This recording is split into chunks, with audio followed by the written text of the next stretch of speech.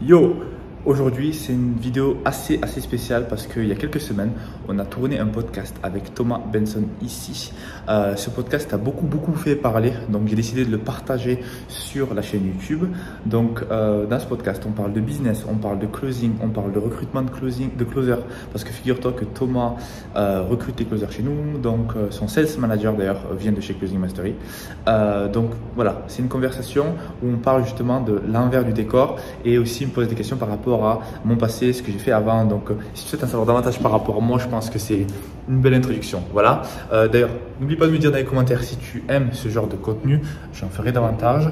Et aussi dans la description, je mettrai le lien vers le profil Instagram de Thomas Benson. Tu peux aller voir ce qu'il fait. Excellente journée, on se retrouve très bientôt. Bye. Salut à toi mon ami et bienvenue dans cet épisode de podcast. Je suis Thomas Benson et aujourd'hui j'accueille un invité de marque, mesdames et messieurs. C'est l'homme au caractère flamboyant, le gourou de Bali tout entier. Si vous avez déjà mis vos pieds sur cette île, vous connaissez forcément l'homme à la grande lettre du I. Il provient du fin fond de Carcassonne et son accent flamboyant fait rayonner tout le magnifique soleil de ce pays. Mesdames et messieurs, merci d'accueillir Ismaël, qui nous fait l'honneur de poser son cul sur la chaise aujourd'hui pour rentrer sur le podcast. Quel bonheur de t'avoir. Salut à toi Ismaël. Salut à toi, merci pour cette invitation. Bon, haussons un petit peu la classe. Le ton est marqué par cet homme de grande classe. Quel honneur de te recevoir Ismaël. Ça fait 1 an, pour expliquer aux gens que je te connais aujourd'hui. Je t'ai rencontré lors de mon premier séjour à Bali. Je me souviens d'un homme vraiment... Alors, il faut voir un peu la bête, on est sur un podcast, mais on est sur un homme d'1m90 de hauteur. C'est peut-être sous-côté, hein. Limite, j'ose pas trop dire de conneries. 90 kilos, énorme masse, classe, charisme, sérieux, puis surtout un vocabulaire, une dialectique qui en impressionne plus d'un. Et j'ai eu des retours, Ismaël, et je te le dis, la plupart des gens qui t'ont rencontré qui sont impressionnés par ce que tu dégages, et tu le sais. Moi, je t'adore depuis longtemps. J'ai adoré les discussions qu'on a eues. Je me souviens de cette rencontre à Body Factory, la salle de sport du coin. Je me souviens de toutes ces discussions, ces restos en blé, ces dialogues de compréhension du monde. Bon, on a quelqu'un en face aujourd'hui sur ce podcast qui nous fait l'honneur de nous rejoindre. Je précise rapidement. Que des éloges, mais des éloges. De toute façon, les gens qui sont sur ce podcast, on dit toujours tu donnes beaucoup d'éloges. Il n'y a que des cracks sur ce podcast. Et c'est pour ça que ça me fait vraiment plaisir que tu sois là. Je voulais t'avoir. Il me fait l'honneur. Alors, Faut dire que tu pars demain. voilà, ce que j'allais dire. Il me fait l'honneur de venir. Ismaël, je vous précise, on va en parler après, l'homme qui est, je pense honnêtement, dans les personnes que je connais qui ont plus de routine, de self-discipline, etc., il me fait l'honneur de venir au bureau aujourd'hui, au studio, pour filmer ce podcast un dimanche. Mais alors vraiment, je sais ce que c'est, genre. Je sais ce que c'est. Et l'autre fois, pour Nani, il est même venu faire un resto un dimanche soir. Il est resté après 21h30, 22h. Et je te jure que, joke à part, les gens me croiront pas, ils vont dire, il se fout de sa gueule. Je te jure que je me suis dit, il va se barrer à 21h30, j'ai prévenu les autres et tout. Et ouais, mais il est resté. Ah oui. Mais normalement, je fais jamais ça, tu sais. Dimanche, là, tu peux pas te coucher à 22h un dimanche. Mais tout à fait, mais je le sais. De cet homme, jamais j'y aurais cru. T'es resté, ça me fait plaisir. T'as même pris une taille et tout. Quel bonheur, genre. Okay, bon, let's go. Donc, pour faire une petite introduction, il est éditeur de logiciels, initiateur du mouvement Closing Mastery. C'est un passif également dans l'e-commerce, qui a monté une marque succès dans la niche, dans plusieurs niches du Christo Yoga, etc. Fait ça pendant longtemps, beaucoup de succès également là-dedans. Beaucoup de succès sur son projet, on l'a dit, Closing Mastery, maintenant éditeur de logiciels, créateur de logiciels. Et aujourd'hui, ta dernière trouvaille, on en parlera plus tard. Tu es actuellement sur le lancement du programme Unlimited Closing. C'est pas rien, c'est beaucoup de beaux projets, on va en parler après. Fantastique. Première question que je voulais te poser, Ismaël, évidemment, est-ce que tu peux te présenter un petit peu ton parcours? Parce que Ismaël, c'est avant tout un storytelling impressionnant. Parcours extraordinaire. Je vais te guider sur le storytelling parce que cet homme a 1 milliard de facettes. On pourrait faire un podcast de 1 heure sur sa vie qui est vraiment folle. Alors, j'en ai rencontré des entrepreneurs.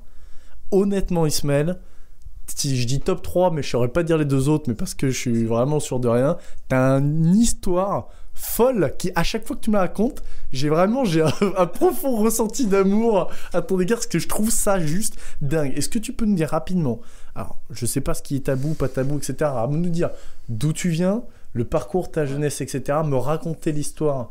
Alors, est-ce qu'il y a prescription sur l'histoire du salaire ou pas? Ouais, qui tombait tous les mois, là. Ouais, non, si c'est bon. Ça c'est bon. Bon, raconte-moi ça parce qu'après j'ai une question à te poser dessus.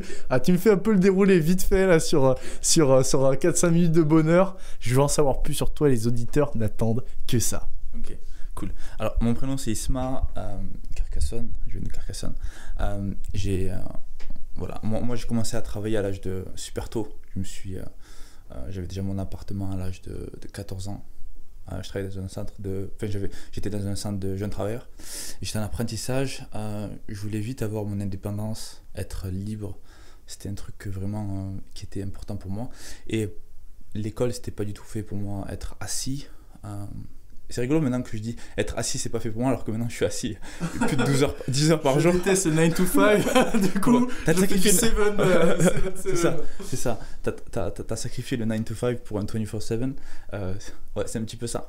Mais ouais, ça m'a vraiment fait chier le fait de rester à l'école, et c'était pas fait pour moi. Et donc du coup, je choisis l'apprentissage parce que je pouvais gagner de l'argent et pouvoir faire ce que je voulais. C'était important pour moi. Donc j'ai commencé à travailler, j'ai fait après génie climatique, études génie climatique. Donc et puis je commençais à travailler, j'étais en apprentissage, c'était top. Et voilà, après on a commencé j'ai rencontré mon premier amour qui est la vente. Voilà, un soir où on a vendu une vitrine réfrigérée à 22 000 € en rentrant de boîte de nuit. Je t'ai expliqué cette histoire? Bah ouais, mais justement, là, cool. Fais-moi de la couleur. Là. Ok, donc en fait, l'histoire c'est qu'on rentrait de boîte de nuit, j'avais 15 ans, et on rentre de boîte de nuit, on s'arrête à la seule supérette qui est ouverte à 2h du matin. On s'arrête, les collègues vont chercher de quoi boire, finir la nuit, et moi je me mets à discuter avec le gars qui est à la caisse, et on commence à discuter, et puis au fur et à mesure je me rends compte que le gars en fait c'est le owner de l'établissement. Je parle avec lui, il me dit qu'est-ce que tu fais, je fais je travaille avec cette société, on fait du frigoriste, on pose des vitrines réfrigérées, tout ça. Il me fait ah ouais, ça tombe bien, j'ai justement envie de changer mon frigo. Et on commence à mesurer c'était comme 2h du matin, et on mesure. Alors mes collègues ils étaient complètement bourrés, ils se disent qu'est-ce qu'il fait, et on mesure et tout ça, et je dis ouais, on a en capacité on a ça en stock. Alors que rien du tout, on n'avait pas du tout ça en stock, tu vois. Et on a ça en stock, on peut délivrer ça. Le lendemain, je vais voir mon patron, je dis on a un client, on va le voir. Et on close le deal pour 22K. J'avais 15 ans. Donc j'étais vachement fier de moi, tu vois, c'est la première vente. Et en fait, ça m'a pas paru compliqué. Et c'était ça le plus fou pour moi. C'était que moi, j'ai juste une conversation. Enfin, lui dire, en fait, c'est ridicule, tu parles, c'est tout ce que tu fais, quoi. Et tout le monde était impressionné, j'ai eu des éloges et tout. Donc ça, et je me suis dit, waouh, apparemment, ça a l'air d'être un truc de ouf pour les gens, alors que pour moi, vendre, c'était une conversation, c'était tout. Le gars était qualifié, il avait un besoin, moi j'étais là, bon moment, bon endroit, boum, deal. Et ça m'a montré que j'étais en capacité de réussir à un truc, parce qu'en fait, c'était un cancre à l'école, tu vois, je kiffais pas du tout, à part en sport et en histoire géo, pas grand chose que j'aimais faire. Et là je trouve un truc que je kiffe faire, donc du coup j'arrête de sortir le week-end et en boîte de nuit, et je commence à regarder des vidéos, comment vendre, et je trouve un truc qui me fascine, et là je scale dans ce truc, et c'est là où je me suis dit en fait ok, en fait tous les trucs qu'on m'a mis en face de moi depuis le début, j'étais pas mauvais à ça, c'était juste que je voyais pas d'intérêt à faire ça. Et je kiffais pas ça. Et quand j'ai trouvé un truc qui me passionnait, je me suis mis à fond dedans, et là j'ai scalé. Et puis voilà, après technico-commercial, voilà, on saute des années. Et donc toi tu voulais parler d'AXA, c'est ça? Tu voulais parler d'AXA, c'est ça? AXA, ok. Alors, ouais, on se disant. Tant de choses à dire sur ce mec, mais là les épisodes qui ont passé, qui n'ont pas été dit, vous manquez quelque chose. On refera des trucs, il me faut de la story totale, mais je veux... Alors, est-ce que tu peux me raconter 2 anecdotes? Tu me dis s'il n'y a pas de droit, on va les cutter, si jamais on peut pas. Celle du M&M avec le patch. Ouais. Celle-là, c'est le truc de arrêter dans la rue. C'est la première chose que tu m'as raconté quand je t'ai croisé sur la plage avant Body Factory. Je pense que c'est bien qu'on garde le comme ça, où on discute tous les deux. C'est mieux pour tu pourras cutter ça. Où on parle comme ça tous les deux. On peut s'interrompre, je préfère. Où ça a l'air plus d'être une conversation. Ah ouais. Si tu veux, si tu veux. Donc, alors dans ce cas-là, mets-toi comme moi. Hop, tac. Et donc ouais, je veux que tu me racontes, Isma, cette histoire-là cette histoire du MLM, cette histoire de Toulouse, les rues, tout ça. Là. Je veux que tu me racontes ça c'est sidérant. Alors, j'ai un pote qui m'appelle un jour et me dit, écoute, j'ai une opportunité à faire. Moi, Je connaissais pas ce genre de... J'étais commercial, je galérais. Et il arrive, il me fait, faut absolument que tu vois ça. Et puis il me pitch un truc de MLM. Je dis ok. Il me dit... MLM, marketing de réseau, pour voilà. ceux qui connaissent pas, pyramide de Ponzi, tout ça. Tout ça. Moi, je connais pas au début. Tu vois. Et après, il me dit, au fait, dans 3 mois, on va avoir Tony Robbins. Je fais, what the fuck? Je connaissais un petit peu Tony Robbins, mais j'ai envie de faire ça. C'est une star, bah faut ouais, préciser, genre star. Ce gars-là a complètement changé ma vie. business. Il a transformé ma vie. Et du coup, moi, la narrative dans ma tête, c'est, ok, 9 to 5, apprenti frigoriste, je gagne 497 € par mois. Je suis dans un internat de jeunes travailleurs, donc tu vois, tout le monde gagne voilà, des clopinettes, quoi. Et j'ai aucun... Pour moi, une personne qui gagne plus de 4 000 €, 5 000 €, pour moi, c'est une star. C'était vraiment le top, quoi. Le top de la pyramide de Maslow, tu vois. C'était 4 000 € par mois. Et donc, du coup, je vois tous ces gens qui font 20, 30 K par mois en MLM. Je me suis dit, what the fuck. Et donc, du coup, on commence à rentrer. Pour ceux qui connaissent, c'était It-Works. Les patchs là qui te font perdre à base de guarana, de café. Ça te rajoute à la tonicité. Et ça te fait perdre des centimètres de tour de taille en 45 minutes. Et puis moi, quand je vois ce produit qui marche, je vois ces gars-là qui font vraiment de la thune, je me dis, putain, il y a un truc à faire. Donc l'idée raconte, donc le mec là vient de voir et dit, ok, si tu vends les patchs de cette boîte, ouais, tu vas faire des ronds, et il te précise qu'il va prendre aussi une com sur toi. Ouais. Mais ce gars-là, il prend le patch, il le pose sur une fille en face de moi, en 45 minutes, la fille, elle perd 5 cm de tour de taille. Devant moi. En 45 minutes. Et elle perd 5 ans aussi de vie, mais c'est devant moi. Non mais ma tête elle fait boum, tu vois. Donc je me dis what the fuck. Genre ça, j'arrête n'importe. Enfin, ça se vend, mais juste donnez-moi des palettes, je vais aller les vendre. Et là je commence à vriller où je vois en fait qu'il y a un produit qui marche, en tout cas instantanément. Après plus tard je sais pas, mais c'était du café et du guarana, donc en fait ça restait pas sur le long terme. Il fallait faire des cures. Bon, on le disait, on vendait des cures de toute façon. Donc, on arrive, et là, lors d'un séminaire, on va à Toulouse et on se met on fait un jeu avec l'équipe et c'est la personne qui arrive à closer le maximum de personnes directement. Donc, moi, ce que je fais, c'est que je me dis, ok, bon, on va arrêter les gens dans la rue. On va arrêter les gens dans la rue et on était en binôme. Et mon pote, mon binôme, il était complètement terrifié à l'idée d'arrêter les gens dans la rue. Moi, j'étais juste un petit... Je m'en foutais complètement. Donc, il fallait se trouver un stratagème.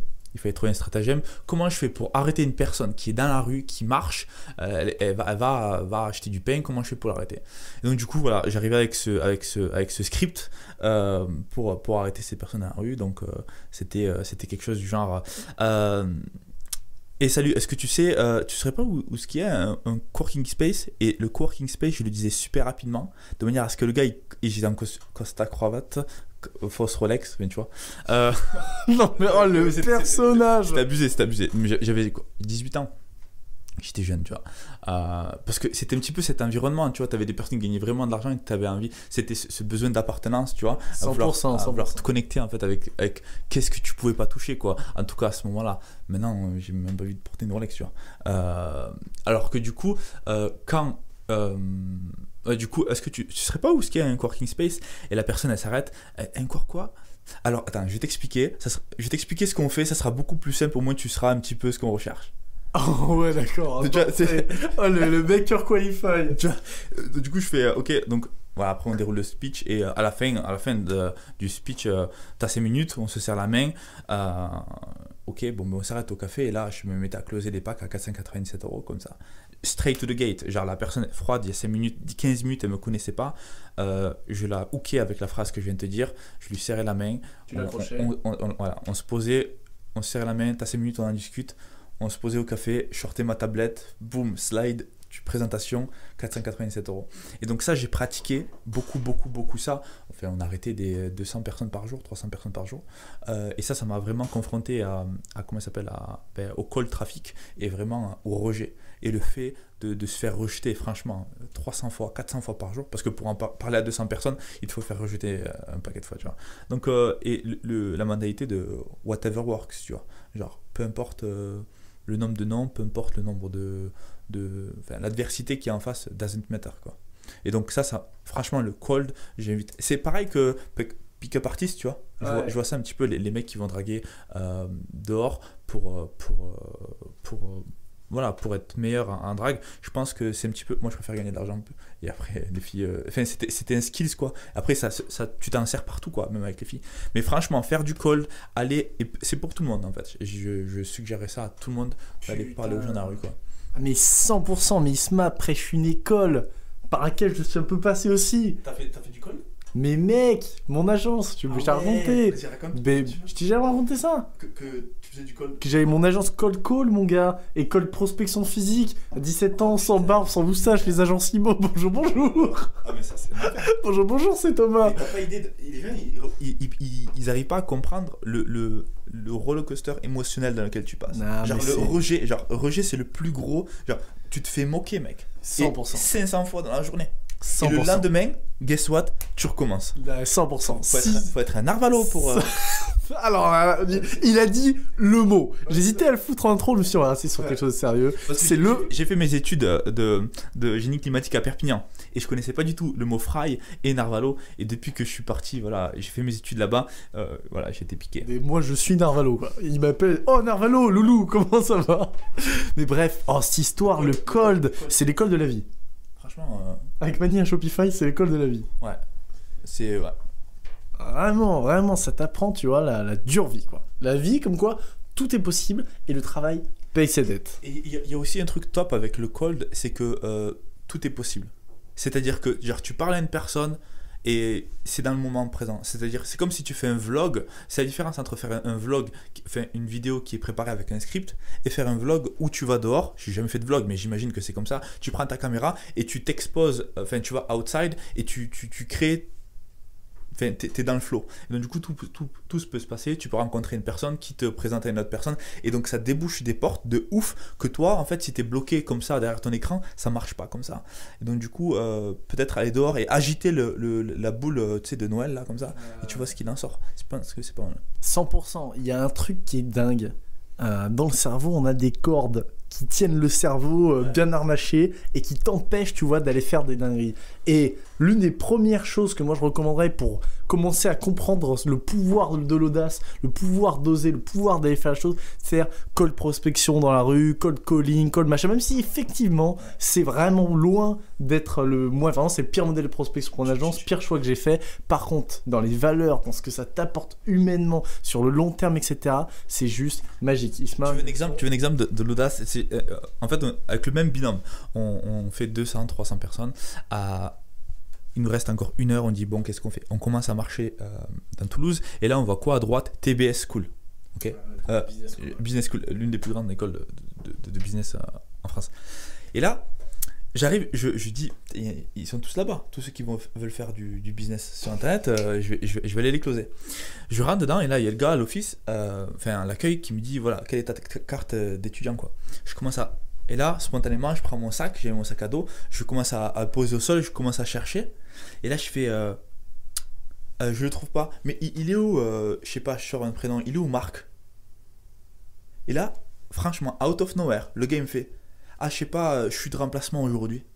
Je fais putain, c'est bizarre, d'habitude il est toujours là. Il me fait ouais, bon, mais vas-y, c'est bon, passe.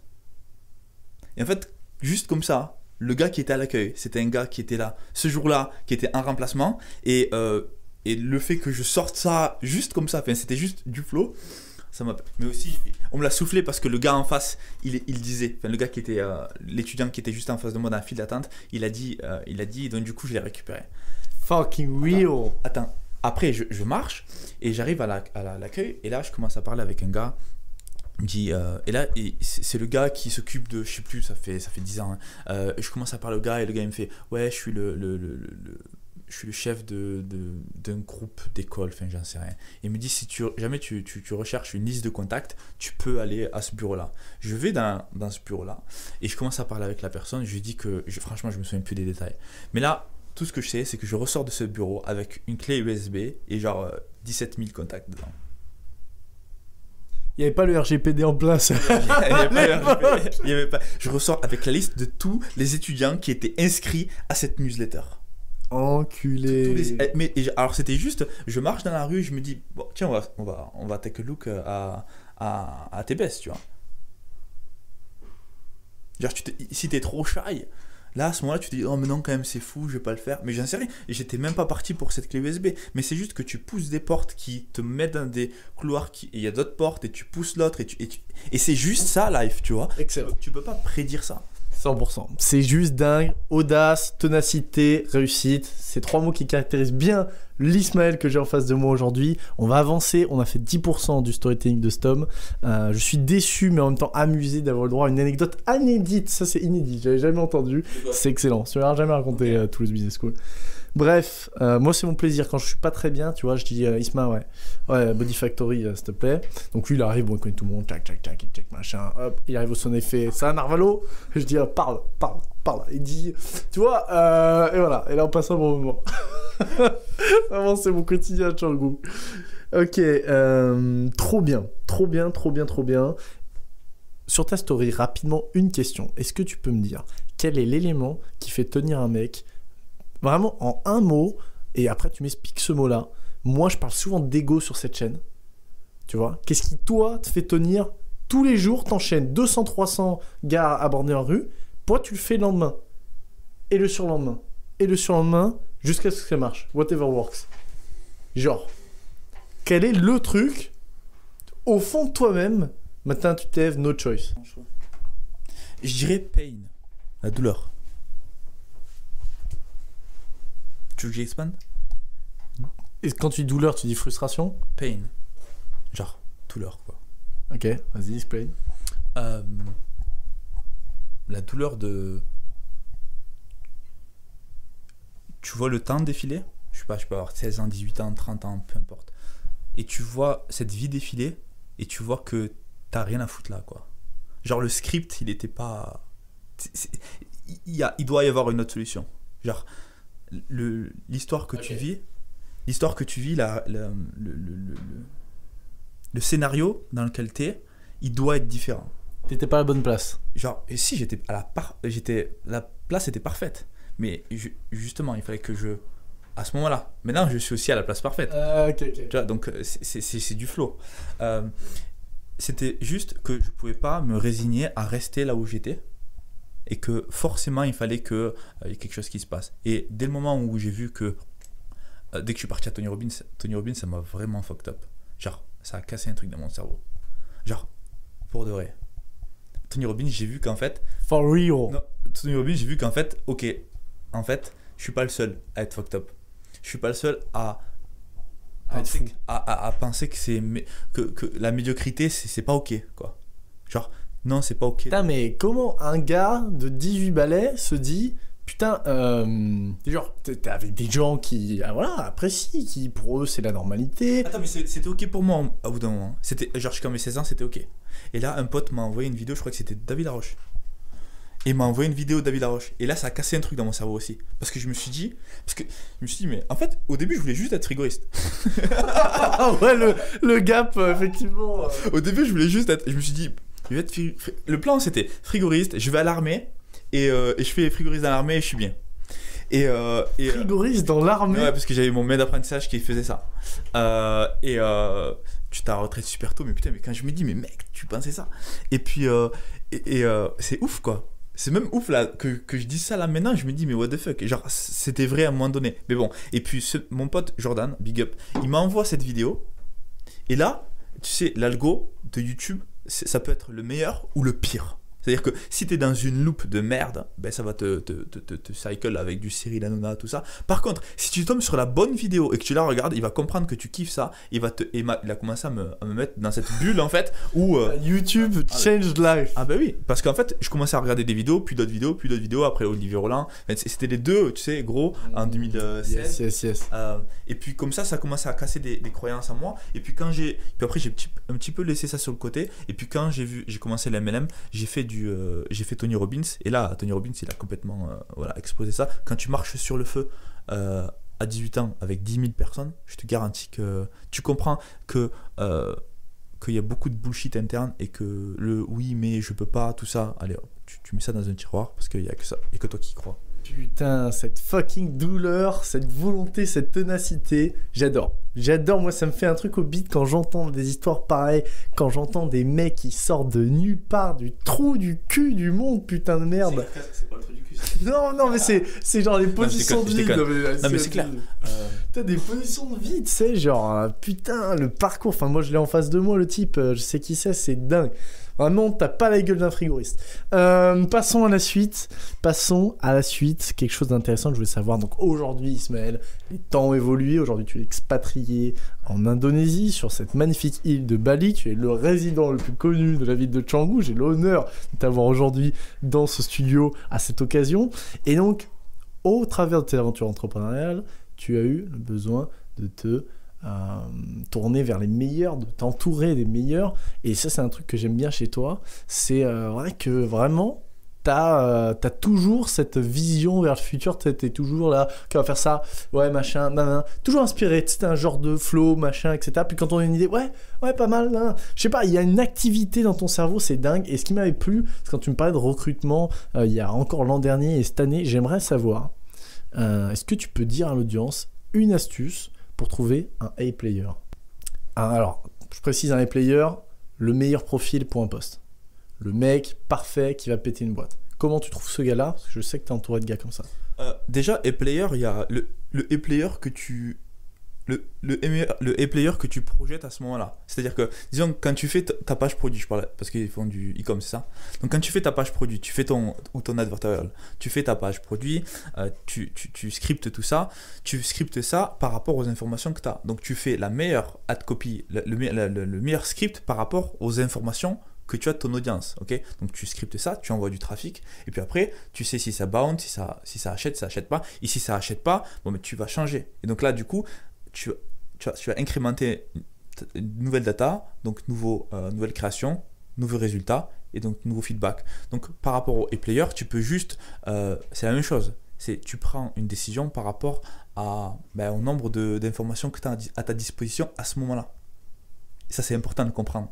Parce que si aujourd'hui tu regardes le projet, les gens ils grandissent aussi. Et si tu regardes, ok, il me faut cette personne-là, c'est peut-être pas la meilleure personne. Et toi, ce que tu veux, c'est des personnes qui peuvent être flexibles et des personnes qui ont le couteau entre les dents. Vraiment, flexible, couteau entre les dents. Il faut que ça aille vite là-haut au cerveau aussi. Ça, on peut pas. Okay. Fin. Est-ce que je veux dire quoi? Ouais, là, le mec a faim, flexible et ça tourne dans le cerveau. Ouais, faut que ça aille vite, quoi. Genre, parce que nous, après un moment, je sais pas. Après un certain moment, tu veux pas plus de 10 personnes dans ta team, quoi, parce que sinon tu commences à devenir trop gros. Et enfin, en termes de management, moi je préfère les remplacer avec des automatisations, tu vois comment j'ai fait avec les automatisations et les systèmes. Mais pour les players, je dirais que déjà je suggère à tout le monde de travailler avec des sociétés de recrutement, parce qu'ils vont avoir beaucoup plus de lead flow que toi, et toi tu es un business owner, tu as juste pas le temps. Après, si tu veux juste un VA sur Upwork, c'est fine, tu vois. Mais si tu veux, en général, people, ils recrutent from scarcity.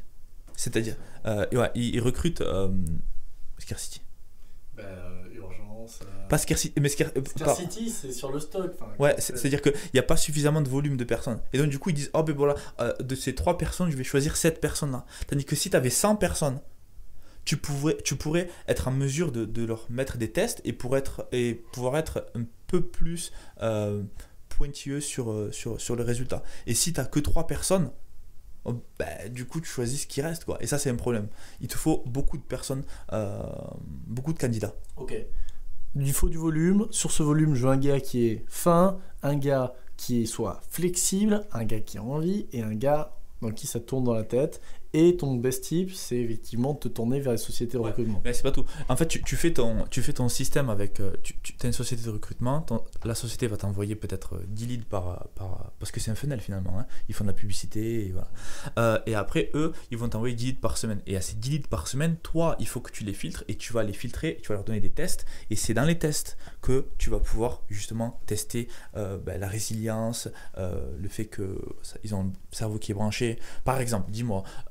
ou attention to details, être pointu sur les détails. Bon, si tu prends une personne qui te dit un CEO, okay, tu veux une personne qui voit tout, okay, et par exemple tu peux lui envoyer le site par exemple de Canva, et tu dis, ok, je veux que tu me... Non, même pas, tu lui dis qu'il t'envoie son site préféré et qu'il te décrive le processus de login.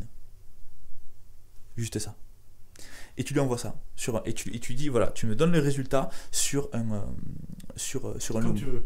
Comme tu veux aussi. Mais le mieux, c'est de le faire sur un graphe. Genre un truc comme Pitch. Et là, tu vas voir le niveau de détail que la personne va avoir. Déjà, quel Chrome, quel browser j'utilise?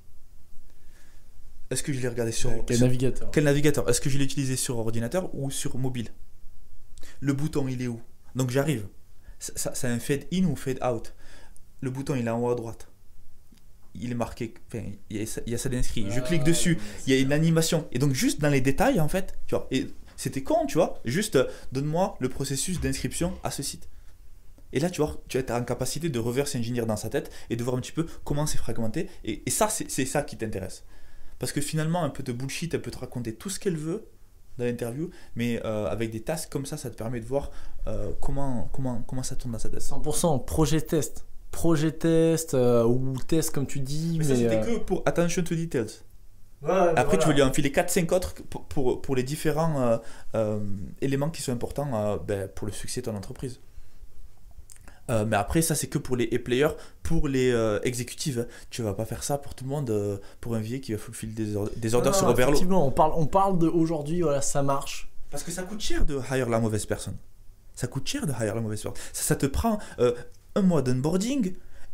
Tu perds tes cheveux. Bon, moi je les ai rasés, mais franchement, c'est pain des as de hire la mauvaise personne. Donc, tu veux pas hire la mauvaise personne. Si ça te coûte, enfin, ça dépend de la trésor, mais si tu veux hire un exécutif, c'est que tu as déjà du cash. Donc, et puis en plus, quand tu onboardes une personne, tu la présentes à la team, et puis après tu dois la retirer.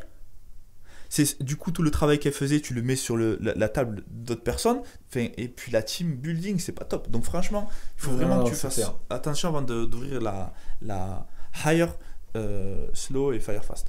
Tu m'ouvres la transition parfaite. Je récapitule rapidement. Tournez-vous à la société de recrutement si possible. Sinon, les règles à retenir: prendre du volume, trouver des gens qui ont faim, trouver des gens qui sont flexibles, trouver des gens dans lesquels la tête ça tourne, et effectivement utiliser des projets tests, faire des tests, etc. pour pas se faire bullshit. Et juste pour finir, le build sur un système, c'est-à-dire que toi il te faut un système où tu peux envoyer 100 personnes dedans. Il faut pas que ça te prenne du temps, il faut que juste tu le mets sur ton système et c'est fini. Ne fais pas c'est-à-dire que... Attends, tu parles de système d'onboarding? Oui, absolument. C'est-à-dire que tu veux pas faire genre, tu vas, à la place de faire un one-one, un call, ben non, tu fais un loom. Et la personne va se présenter sur un loom. Et puis oui, tu l'approuves, bam, ça passe dans le funnel. Donc faire en fait un système sur lequel tu rentres tous les gars qui sont potentiellement intéressés pour le job. Effectivement, ça fait un tri le plus grand possible pour limiter le nombre d'appels que tu prends. Ouais. Parce qu'effectivement, ton but, ça doit être d'enquiller 100-150 candidatures sur le poste pour avoir une vraie idée des profils que tu peux avoir. Ouais. Et tu vas pas t'amuser à faire 100-150 tests de personnalité aussi. Test de personnalité. 16 Personalities, voilà, vous pouvez aller sur le site qui s'appelle 16 Personalities en anglais.com. Très bon site, vous vous envoyez ça, il fera le test de personnalité. Je suis protagoniste d'ailleurs. T'es quoi toi? EINFTPN. Ok. Voilà, ça te fait plaisir. Ouais, parfait. Code barre. Top. Top. Le bonhomme vert, là, le genre d'elfe, là. Ok. Cool. Je suis vert aussi. Ah, toi aussi ouais, je suis extraverti, mais je suis vert. Ah ouais, bah moi aussi, ouais. Je suis extraverti, 58%. Ok, cool. Je suis le mec avec l'épée, moi. Je crois qu'il a une poudre. Ah, mais c'est le magicien, là. C'est l'advocate. Bah non, c'est un genre d'elfe. Ok, d'accord. Bon, discussion sur Alice pour ceux qui sont pas allés sur site. Let's go. Ouais. Tu parlais tout à l'heure de team building. Ouais. Ça, c'est un truc que j'adore, on en a déjà parlé plusieurs fois. I wanna be fucking selfish on this interview. Okay. Thierry Gary Vaynerchuk. Ismaël. Oui. J'aimerais qu'on parle de culture d'entreprise. Est-ce que tu peux me répondre à cette question? Comment est-ce qu'on définit sa culture d'entreprise quand on a quelques personnes dans l'équipe et on se pose la question? Tu vois, je veux recruter une team, imaginons, je veux recruter une team, tu vois, et je veux l'idée derrière ma vision, tu vois. Je veux que les mecs, ils soient complètement fans de cette boîte, ils soient avec moi, je veux créer une team de fous, et besoin du coup d'une culture, c'est-à-dire de valeurs communes. C'est-à-dire, en fait, je veux trouver ces valeurs communes, je veux savoir, ok, parce que souvent, on est dans ces trucs de guerrier, etc. Des fois, on est dans des trucs écolos. Tu vois, comment est-ce que moi, je définis par rapport à mon projet les cultures, les valeurs que moi je veux, et surtout, comment je la mets en place concrètement, genre, est-ce que je fais un call tous les putains de jours? Est-ce que je passe 100% de mon temps à leur gueuler dessus? Oh, des putains de guerriers! Et comme ça, ils le sont. Genre, par quoi ça passe? Comment tu gères ça? Du coup, je peux te dire uniquement comment j'ai fait moi.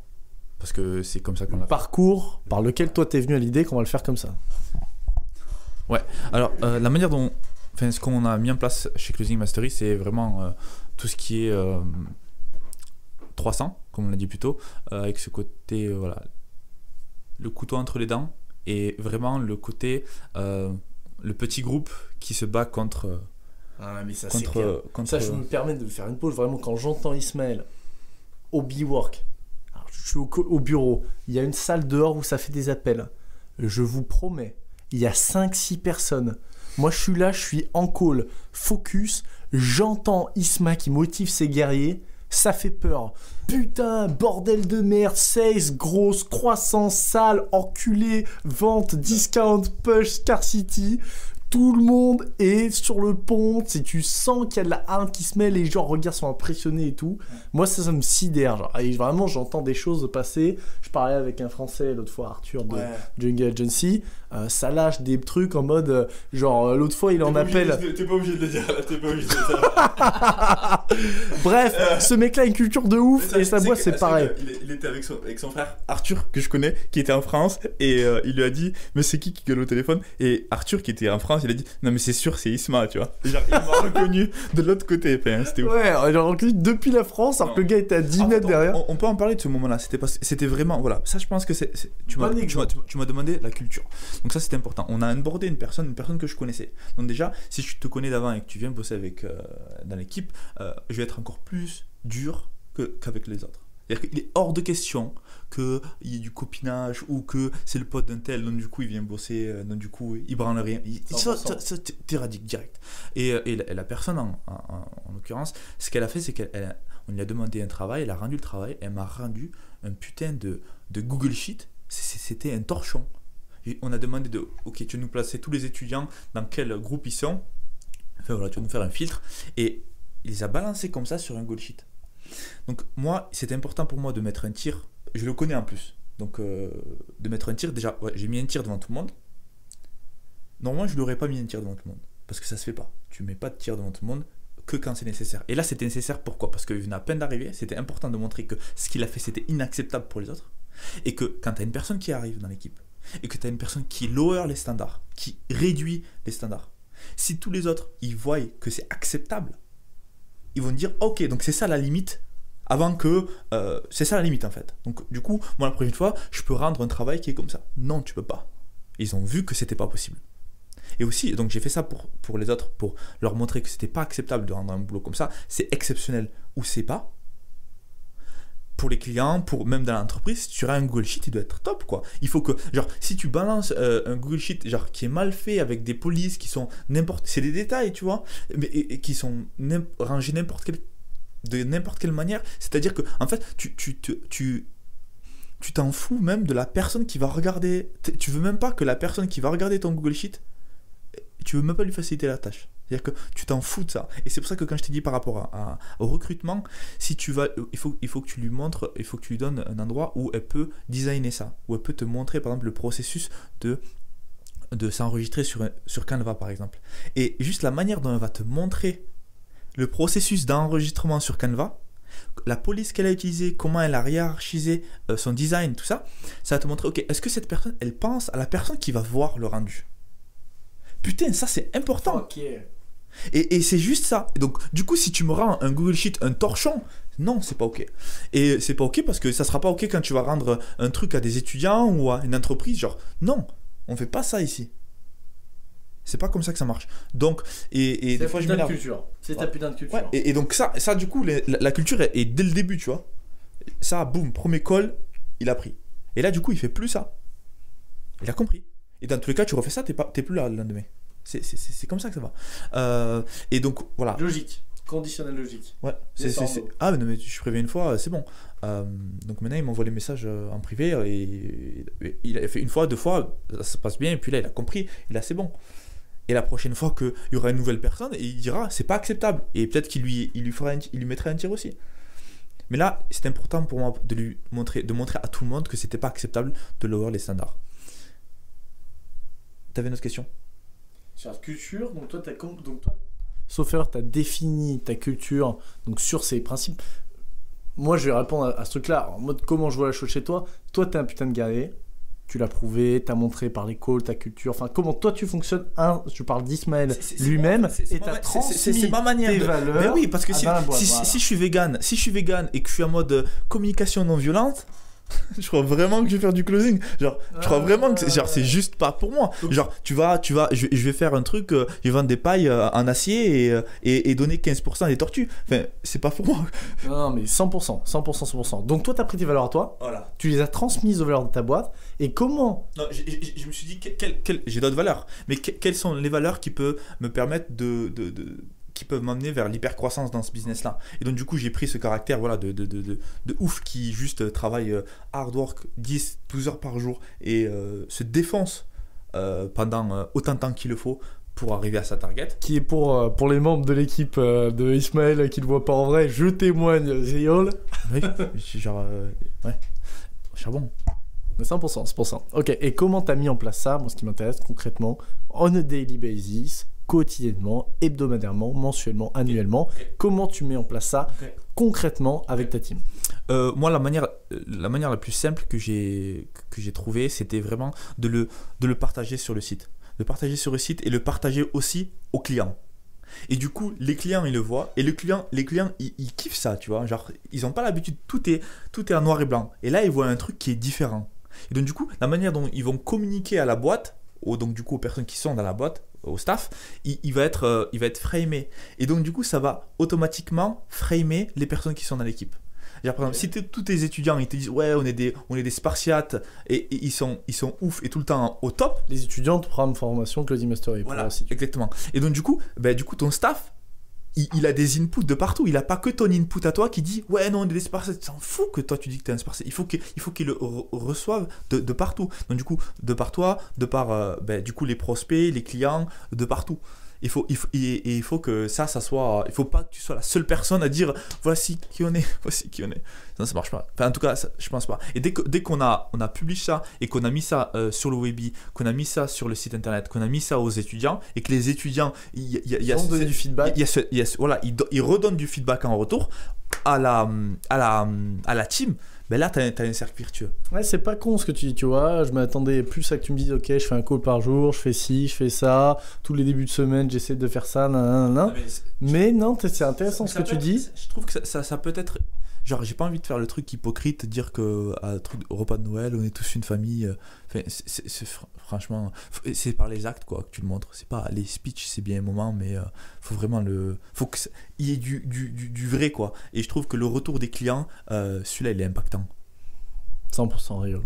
100%. D'où l'importance d'avoir une culture qui est alignée avec tes clients, la vision de ta boîte, etc. Pour que du coup le feedback soit possible. Toi, dans ta boîte, tu formes des putains de Spartiates, et c'est pour ça qu'ils donnent ce feedback-là à la team. Mais c'est comme ça que tu vas filtrer tes clients aussi. Mais la culture, c'est tout. Tu vas filtrer tes clients, tu vas filtrer ton staff. Non, c'est la culture d'abord. La culture d'abord, et après, tu vas trouver les personnes qui veulent te rejoindre. Donc, ta team. Et ta team, 2 personnes. Et puis ensuite, tu scales. Et avec les clients qui rentrent, ben là, eux, ça va être que des personnes, que des narvalos comme toi. À ta couleur, quoi. Ils vont prendre la couleur, qui vont prendre, tu vois, ce que tu veux shine. 100%. 100% de l'importance de se définir soi-même. Et d'être OK avec le fait d'être bold. Genre, être avec le fait d'être clivant. Genre, fuck it. Je suis pas là pour te plaire, okay. Tu vois. Genre, like it or not. Que tu l'aimes ou que tu l'aimes pas, c'est comme ça qu'on est. Je confirme qu'Isma, c'est en soi ce mec-là, on a envie de mettre une grosse patate et on se retient parce que quand même, c'est quand même un sacré personnage. Soit putain, on fait le fucking love quoi. Donc ça fait plaisir. Ok mec, putain super clair et j'adore l'idée du feedback client. Effectivement, c'est pas du tout con ce que tu partages là, c'est super intéressant. Isma, tu bosses actuellement sur un projet que je trouve trop intéressant. Est-ce que tu peux nous en dire en 1 minute, un mot sur Unlimited Closing? Ok, du coup, Unlimited Closing, c'est parti de l'idée que je travaille en tant que Head of Growth. Donc, comment on peut dire Head of Growth? Le mec qui dédie à la croissance, croissant le nombre de clients, etc. Le mec qui taffe là-dessus, qui est responsable de ça. Voilà. Donc, je travaille comme Head of Growth avec Florian, par exemple. Quelqu'un que tu connais. Florent Tepp. Florent Tepp, voilà. Donc mon job, c'était de faire des partenariats avec des experts, des consultants. Et ce qu'on faisait, c'est que moi, je m'occupais de faire la masterclass, faire la publicité, attirer du trafic. Mais du cadre. Donc tous ces mecs-là sont des formateurs. Voilà. Donc je travaille avec des formateurs, des experts, ok. Donc ils sont très bons à ce qu'ils font, ils kiffent ce qu'ils font et ils ont commencé ce business d'infoprenariat parce qu'ils voulaient aider plus de personnes à obtenir X ou Y, ok. Donc c'est mignon, ces personnes, ils sont super forts, sauf que quand il s'agit d'obtenir des clients et closer du client, c'est un petit peu ballant. Donc ces personnes-là, ils ont besoin d'aide. Ils ont besoin d'aide pour attirer du prospect, des personnes qui sont intéressées par leurs produits ou leurs services. Donc moi, ce que je faisais, c'est que avec Florent, j'ai mis des publicités en place, je lui ai montré comment faire une masterclass pour attirer avec la publicité des prospects qui vont réserver des appels. Et puis après, qui c'est qui prend les appels et qui c'est qui close? C'est moi. Donc je close 1, 10, 15, 20 clients. Et puis ensuite, ce que je faisais, c'est que je créais une sales team. Recruter des sales teams, recruter des sales, manager des sales, écouter des commerciaux, des closers, écouter les appels, donner des feedbacks, mettre cette vibe de spartiate donc j'ai fait ça, on a scalé à plusieurs centaines de milliers. Donc on a fait ça avec Flo et puis je me suis rendu compte qu'il y avait énormément de problématiques avec les closers sur le marché français parce que voilà, franchement, il y avait beaucoup de chèvres, quoi, franchement. Des closers qui s'improvisent closers, qui savent pas. Enfin, nous on paye les appels 100, 200, 300 euros, tu vois, et tu peux pas donner un appel. Enfin, quand j'ai vu que je donnais un appel à un gars qui en fait, oh, j'ai oublié d'appeler, ça m'a fait disjoncter. Je me suis dit, mais what the fuck. Et j'ai commencé à chercher et il y avait 2-3 infopreneurs qui avaient des cours de closing, mais il n'y avait pas d'infopreneurs qui faisaient ça d'un point de vue, ok, je suis closer, je vais apprendre le closing. Moi je viens d'un endroit où je suis infopreneur, où je suis dans la croissance et j'ai besoin de closers qui peuvent closer mon produit, point barre. Et c'est parti de ce constat-là. Donc je me suis dit, ok, ce que je vais faire, c'est qu'on va packager tout ça. Donc j'ai créé Closing Mastery, qu'on a scalé through the roof. Bon succès, très bon succès, belle culture, de bons résultats clients. Donc là, on a créé Closing Mastery, des centaines et des centaines d'étudiants qui sont contents. Et donc là, ce qu'on est en train de faire, c'est qu'on est en train de construire un cours pour Unlimited Closing qui est pour les infopreneurs, pour leur apprendre ce que je faisais moi avec Florian, c'est-à-dire créer une masterclass et attirer du trafic pour générer des appels de prospects qui sont qualifiés. La grosse différence entre ça et tous les coachs de coach, c'est que les coachs de coach, ils t'apprennent à vendre ton savoir, mais ils t'apprennent pas à croître. Et donc avec ce cours-là, ils vont être en capacité de générer des appels et en plus, après, ils pourront avoir accès à nos closers parce qu'on leur fournit les closers. Je vois pas mal de gens sur la sphère francophone qui effectivement ont pas mal de compétences, tu vois, dans des domaines qui peuvent être complètement en dehors du... on parle là du yoga, on parle là de plein de choses qui sont pas forcément dans le business en ligne, pas forcément dans ce genre de choses, mais des gens, tu vois, qui veulent vraiment apporter l'information. On s'écarte un petit peu de la sphère e-com classique, mais effectivement, c'est hyper intéressant d'en parler, parce que c'est dans une dynamique entrepreneuriale que j'adore, et t'as encore une fois, comme à chacun de tes projets, pris un constat terrain, vu le problème, vu si toi tu es en capacité de régler ça, vu le potentiel du marché, dit ok, let's go, on teste, on lance. Et moi je le vois au quotidien ici, c'est toujours une nouvelle idée, tous les jours ok, on va faire ça, comment on peut mieux aider, on design et on envoie. Cette vivacité d'esprit est assez impressionnante. Et donc justement sur ce projet-là, toi tu as pris ce constat, tu as rendu compte qu'il y avait plein d'infopreneurs, des gens qui voulaient vendre leur savoir, qui voulaient créer des sociétés d'éducation, qui voulaient impacter, etc., qui ne trouvaient pas de vraies solutions. Effectivement, moi je suis un grand allergique des coachs de coach, du truc comme ça, je trouve que c'est ridicule, c'est du MLM. J'aime les gens qui sont dans le concret, j'aime les gens qui sont dans la croissance, j'aime les gens qui sont dans le ok, tu veux faire ça, tu vas en aller là, on va y aller, etc. etc. Et les coachs de coach, c'est un genre d'MLM, comment je pourrais appeler ça, tu vois, c'est un peu comme les ch'tis, tu vois, les mecs du Nord, on est vraiment dans une dynamique de consanguisme, mais complètement irrationnelle, non saine. Je pense que tu as un problème de mindset.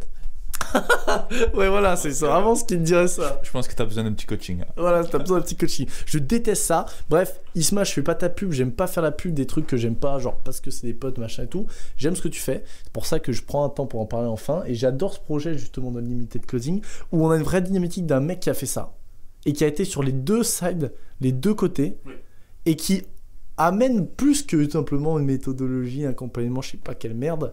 On est sur un écosystème Ou toi, en tant que mec qui sait faire, qui a une expertise, tu vois, on parlait d'apprendre en psychologie, je prends l'exemple d'une personne récemment que j'ai entendu, un ami à moi qui gérait son taf, psychologue, qui a monté un cours sur psychologue, etc., qui expliquait... Voilà, il a besoin d'appels et de générer des appels, de prospects et de les closer. Effectivement. Et toi, t'arrives avec ton écosystème, la personne, tranquillement, elle fout son cul sur le fauteuil. Et donc je te montre comment générer des appels et je te donne les closers. Et on te donne aussi un logiciel, au fait, ouais. Quand je parle d'écosystème, c'est vraiment... Ouais, c'est cool. T'as ton savoir. Tu l'expliques dans un cours. Ouais. On t'apporte les outils pour le commercialiser et apporter une croissance. Ouais, c'est ça. Clairement. From un guy qui se trouve le cul, mais alors, ça fait un moment que je t'entends parler de ça, mais vraiment, from un guy qui dort pas la nuit, grâce à une personne qui dort pas la nuit, parce qu'il pense qu'à ça. Un malade. Voilà, tranquille, prends le mien, mais voilà, franchement, un obsédé de ce truc-là. Je pense la grosse diff qui fait ça, c'est que du coup, je suis commercial de base, donc j'ai fait du commerce et j'ai fait du digital marketing. Donc j'ai dépensé des 4 millions en publicité. Donc du coup, avoir ces deux côtés, le côté commercial et le côté digital marketing, combiné, ça fait Ismaël. Ok, like that. Merci à vous d'avoir suivi ce podcast. Ismaël, merci à toi de nous avoir rejoints. Quelle classe.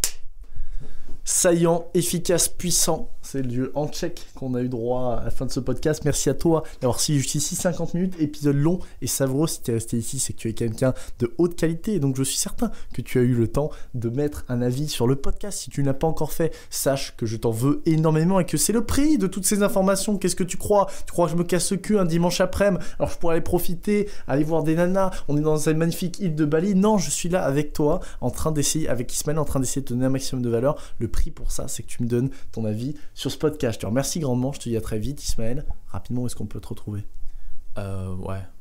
Unlimited Closer, Closing et closingmastery.com. Mais j'aimerais terminer avec un truc. Ok. Pour moi, une leçon qui m'a coûté cher. Ok. Parce que tu disais valeur, donc je pense que c'est bien de leur donner un petit truc avant de partir, tu vois. Une boîte de tic-tac qu'ils peuvent garder dans la poche quand ils en ont besoin. C'est vraiment par rapport au fait, donc peu importe où tu en es là aujourd'hui, que ça soit Marriott ou Marépass, que tu fasses de la thune ou que tu fasses pas de thune, il faut que tu te souviennes que c'est éphémère et que ça peut passer. Donc si tu fais beaucoup de thunes en ce moment, ne pense pas que tu es un génie. J'ai fait cette erreur. C'est-à-dire qu'en général, moi je l'ai fait et je pensais que j'étais smart, je suis smart je pense, je suis pas trop con, mais je pensais que j'étais genre béni, que tout ce que je faisais ça allait réussir. Et je comprenais pas que j'étais dans une putain de bulle. Et qu'en fait, le premier gars qui fait les 3 steps, boum, il print du cash, tu vois. Et j'ai pris mon ego. Et je me suis endormi sur mes lauriers. Et je me suis réveillé sur de la paille.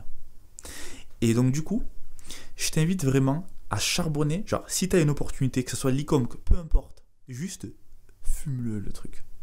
Scale-le. Et sors-toi de tout ce qui est je fais X ou Y. Et il faut vraiment que quand tu fais de l'argent, il faut plus que tu regardes l'argent. Il faut que tu te focalises, et j'aimerais bien qu'on en parle de ça, par rapport à l'habit, vraiment l'habitude. Tu sais, on en parlait la dernière fois, d'arrêter de dire, par exemple, si tu fais du closing, je parle d'un truc que je connais, ou par exemple, closing. Arrêtez de dire, j'ai closé pour 10K et donc du coup, c'est bon, j'en ai suffisamment. Non, il faut vraiment que tu sois obsédé par rapport au processus et te focaliser uniquement sur le processus. Par exemple, ok, tu as eu un appel, ok, donc est-ce que tu as fait le script? Est-ce que tu as lu ton script correctement? Est-ce que tu as répondu aux objections correctement? Est-ce que tu as follow-up avec ce prospect? J+3, J+6, J+12. Et c'est comme ça que tu vas te noter. Et si tu fais ça et que tu arrêtes de regarder la thune, tu vas faire énormément de thunes. Et c'est pareil si tu fais de l'e-com, c'est pareil peu importe ce que tu fais. Et le truc, c'est que si tu te mets à regarder la thune, tu vas voir ton système, le truc qui te bouffe ta vie, qui est la raison pour laquelle tu ne réussis pas, qui va venir t'auto-saboter. Et donc du coup, tu vas trouver une manière de fuck up et de pas arriver là où tu veux arriver. Donc tout simplement, juste avoir un process et follow the process et répéter le process et répéter le process. Et quand tu auras ton bank account, tu vas te rendre compte que tu en as bien plus que ce que tu aurais pu imaginer. Mais arrête de regarder la thune et focus-toi sur le process et deviens putain de bon à ça. Quand tu te dis que tu te lances dans l'e-com, donne-toi des objectifs pas chiffrés, Donne-toi des objectifs de comportement de type je vais travailler tant d'heures, je vais faire tant d'actions, je vais passer tant d'heures sur tel produit, je vais mettre en place ci, je vais mettre en place ça. Parce que l'action, ça dépend que de toi, le résultat, ça dépend d'un facteur X que tu maîtrises pas toujours et que des fois, tu vas faire des bonnes actions, tu vas te tuer dans un projet, tu vas pas atteindre tes objectifs parce qu'ils sont chiffrés, tu vas être comme un con, on te le recommande pas. Et quand ça fonctionne, tu penses que ça fonctionnera pour toujours? Alors que non. Non, mais non, mec. Garde le behavior, toujours la même puissance. Et oui, et là, boum, c'est exponentiel, et là, ça se stack, et là, et cette erreur, je l'ai faite, et franchement, c'est painful, c'est vraiment painful, et je parlais de pain. Douloureux. Je parlais de douleur plutôt, et c'est cette douleur que je veux plus jamais toucher, et que si je peux te l'éviter, ça serait pas mal. Quel grand Manitou, quel bonheur, super, merci Ismaël. Avec plaisir. Ça me fait plaisir de t'avoir. Je vous dis à très vite, c'est Thomas Benson pour le Backend, ciao.